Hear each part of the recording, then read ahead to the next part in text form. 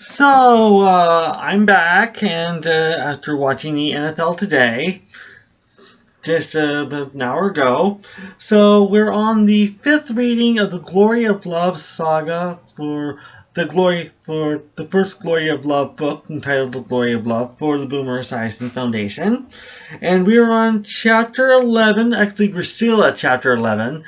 This is the introduction of Matthew and Diane Stevens. Now, about Matthew Stevens, although this is a very minor character in the novel, like I said in the last video, I actually modeled him after Boomer Esiason, especially in the terms of his looks. However, I decided to distance him from Boomer a little bit in terms of his sports career, so I decided to make him a baseball player instead of a football quarterback. Maybe he's a pitcher, I don't know. Anyway, so, like Boomer Esiason, Matthew Stevens is also a very famous figure in the fight against cystic fibrosis, and in this case, he's also Jordan's estranged father-in-law, because he's also the father of pop star Peter Stevens, as we've already established in the first reading. Anyway, so let's get to the second reading, and this is actually in two parts. Okay, and here's the first part. Back in the rink, Jordan is still on the floor, having danced two more songs, when Jennifer and Nightvisor tap her on the shoulder. "Jordan, what are you doing?" she asks. "The floor is not open yet, and nobody is dancing. Come back to our table and talk to us." Jordan starts to walk with her, but when they get closer to the table, she sees Matthew and Diane Stevens sitting with the Maitland and Paxton families, Master Abraham and the superhuman Marshall brothers having joined the group. She steps back a few steps, taking Nightvisor with her, and they stare at Matthew and Diane from afar. Matthew, with his blonde hair the color of butter, his face and body frame that always makes Nightvisor think he should have had a career in movies, not sports. He stares at his blue button-down shirt and brown sports jacket, no necktie. Nightvisor always gets jealous at the fact that Matthew Stevens would look better in a suit and tie than he would, especially when he watches him on television. He can't see if his pants match, but he bites his lip to keep from referring to it as a monkey suit. There he is, sitting across from Mrs. Paxton as they talk about all his contributions to children and charities. And there's Diane sitting with him, her own blonde hair only a shade later, her looking beautiful in that sapphire blue dress and pearl necklace. With every passing moment looking them over, Jordan looks and feels sicker. Thank heavens that couple isn't looking their way. "Oh God, I need air," Jordan says, hoping they don't overhear. Want me to get you a drink?" Nightvisor offers. "You can get me 10 drinks, she answers. "I need to cool myself down." In the hallway, Jordan pours some calorie-free cola into a red Solo cup. Nightvisor can't get Matthew's looks out of his head. "So that's the guy you supposedly seduced on his birthday last year?" he wonders. "I'm muscular and athletic myself, but I'd kill to have his hair at least. And if that bitch looked my way, that's the first thing she'd think of," Jordan muses. Can you believe they're both approaching 50 and they both look like magazine cover models? Matthew looks like he should be modeling menswear in the Wineland and McDonnell catalogs, or filming an action thriller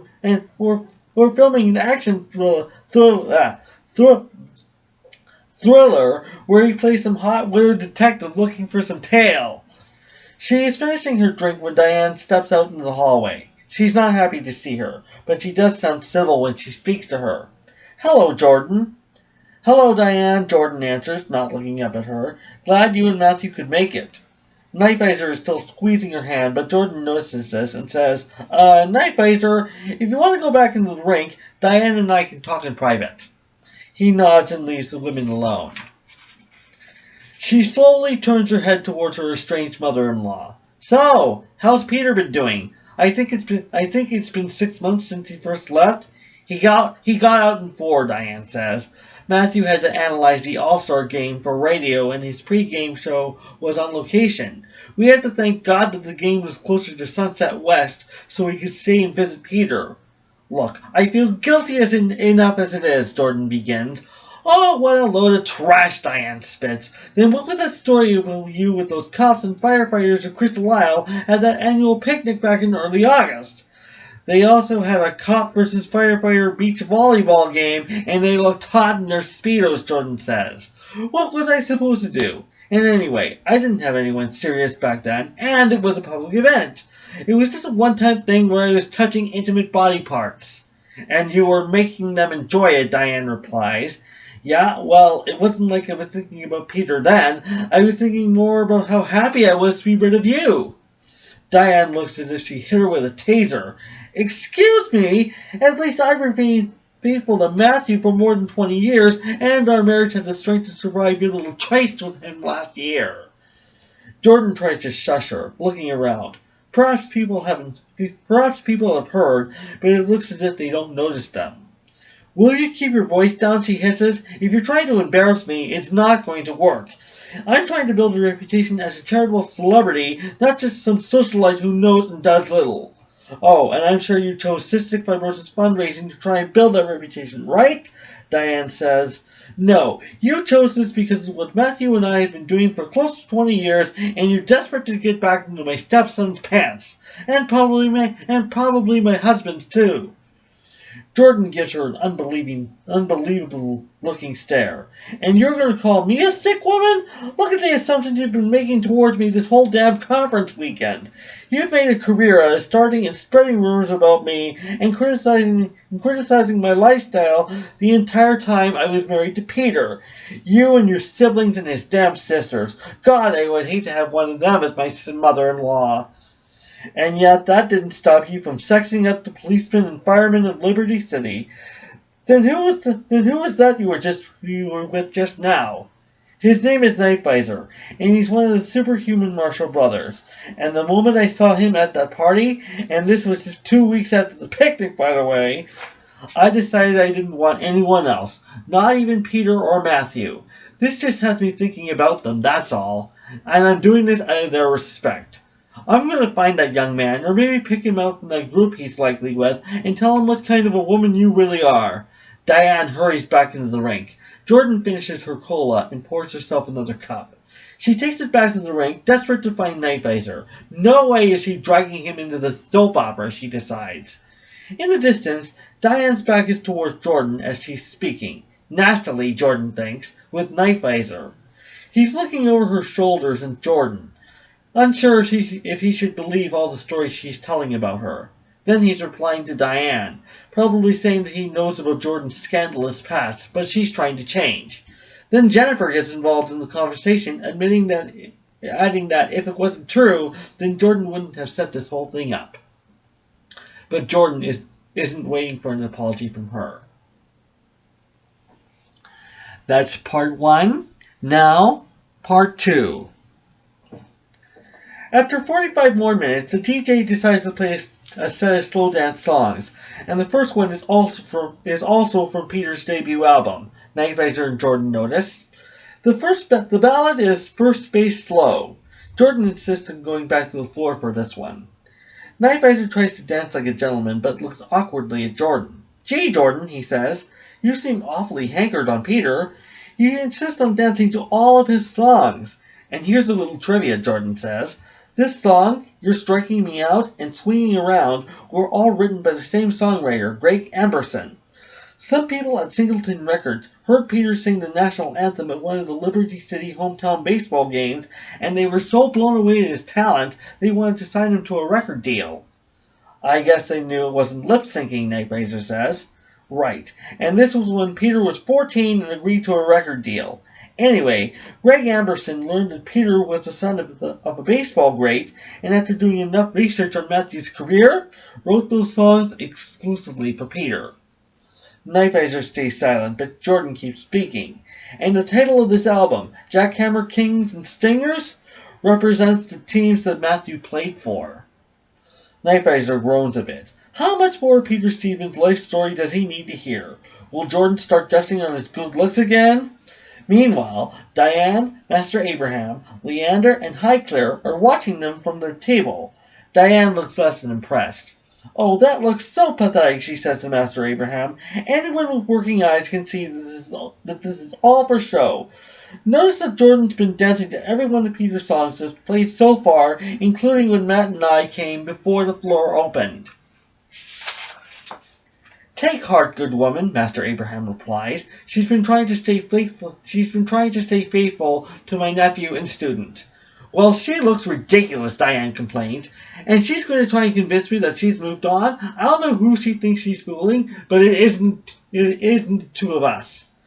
The second slow dance song comes on, and Matthew and Diane go out to the dance floor. Diane insists on dancing next to Nightvisor Jordan. Jordan is horrified, but prepares for a fight. "Listen, you skank," Diane says to her as both couples sway around.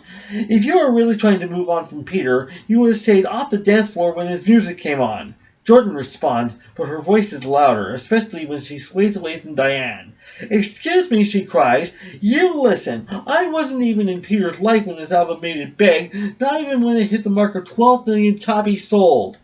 Oh, and what was that swooning I saw when Peter was singing this very song at his homecoming concert in Liberty City?" Diane calls back. "I was sitting in the front row across from you, and you were moving your head about like some lovesick fool. You honestly think he was singing to you? I even saw you take off your bra while your shirt stayed on, and you threw it at his feet." "I threw my bra at Peter's feet," Jordan repeats incredulously. "That is just a spectacle of your sick imagination. And yet you were hitting on him when you were backstage, saying things I'm too much of a lady to repeat in public," Diane continues. They are standing side by side now. "And while you were dating the son of Liberty City's then police commissioner, who is also a rookie cop." "Excuse me, all to hell," Jordan yells back, "but Mike McSweeney and I were already broken up when I went to that concert.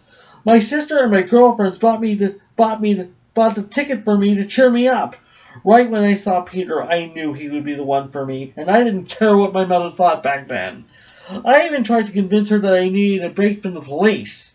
Yes, and yet that didn't stop you from putting your slimy little hands on the cops when you were married. Face it, Jordan, you have a fetish for heroes, and from what your boyfriend Sensei tells me, you're only interested in that guy because he's part of a crime-fighting team."